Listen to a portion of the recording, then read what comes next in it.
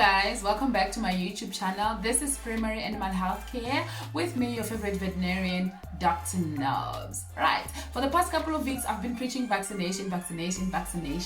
But what could possibly go wrong? Yes, today we're talking about vaccine failures. Thank you everybody for watching. Please remember to subscribe, to like, to comment, and to share my channel. I would like to see my YouTube channel grow, and with your help I can do that. Thank you so much. Let's get into today's video. What could possibly go wrong? What could I be doing wrong? Why would my vaccine be failing? Right? Let me give you an example. I once got to a farm and I asked a farmer, I went there for a case. While we were talking, I asked him, and by the way, how do you vaccinate your animals? What do you vaccinate with? And when do you vaccinate? Right? And which animals do you vaccinate? And then he came to me. He was holding this like a bottle. He just gave me a bottle and was like, no, yesterday I just did this. I just vaccinated with this. Right? Then I looked around and there was no fridge around, no ice around, no cooler bag around. And then I asked him, so how did this vaccine get here?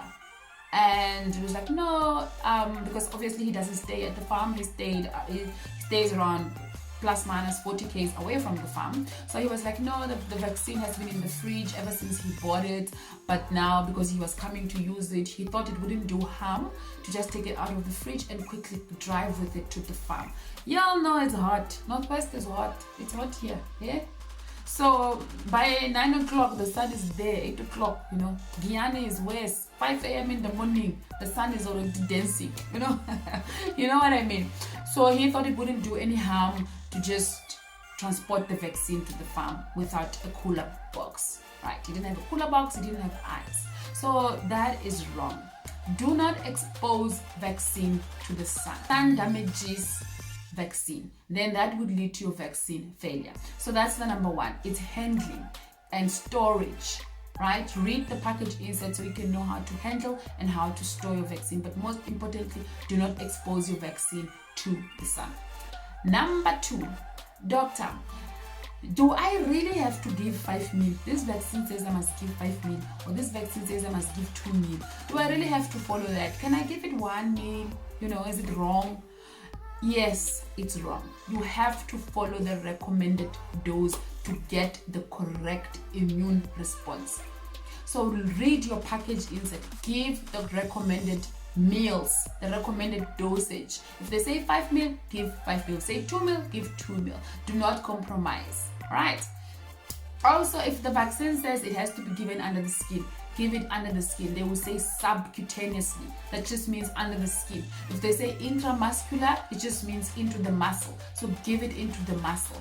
So follow the recommendations of the vaccines. Read each and every package insert that's inside your vaccines, and then you will know what to do and how to give your vaccine. It is very important if you want to get the correct immune response. Another thing, people will be just grabbing the very same syringe and needle that they used yesterday to inject multivitamin, for example, or to inject antibiotics, for example. The very same syringe that they used yesterday, they're taking that very same syringe and they're using it to vaccinate today. That is wrong. You have to use clean syringes.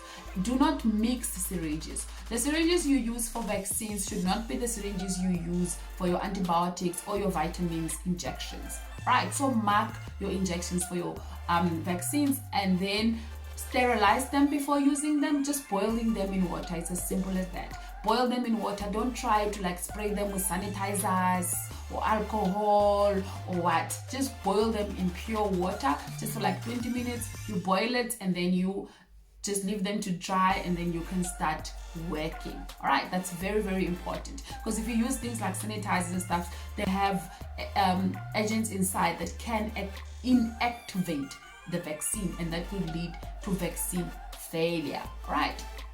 And then also there is the issue of boosting. Some vaccines need to be boosted, meaning that if you give it today, you might have to give it again in the next 3 weeks for it to work properly. That's what boosting is, right? So, for example, let me give you an example. This is just an example with the famous Supervax. When you use Supervax on your 5 to 6 months newborns, you use it then, and then you must boost in 2 to 3 weeks with Duovax, right? So it's very important to read. If you don't read the package insert of Supervax, you won't know that if you're vaccinating your calves for the first time, you need to boost after 2 to 3 weeks with Duovax. So it's important that you boost correctly, because only after the boosting then you can start giving the vaccine once a year, right? And then also, do not vaccinate sick animals. This animal doesn't look well, doctor, can I give it Supervax? No, do not give it Supervax. You need to treat it. You need to go consult and find out what is wrong and how you should treat it. So do not vaccinate sick animals. Only healthy animals should be vaccinated. So what's my take-home message here? All I'm saying is read your package insert. All the information that you need is in there. They will tell you when to vaccinate, how to vaccinate, which route to use, and how much of the vaccine you should use, and how you should store the vaccine, under what temperature should you store the vaccine, so that you make sure you do not damage your vaccine. And therefore you would have bought vaccine and thought you have vaccinated, but then your animals still managed to get sick because your vaccine failed. So let's guard against that. I think that's about it for today. I hope I haven't forgotten anything, but if I have, just ask me on the comments and I can clarify. If you have any questions also, just quickly comment on the comment box and I will reply and clarify anything that you may not understand. Thank you so much for watching. I hope you're enjoying my videos. Give them a thumbs up if you are enjoying it.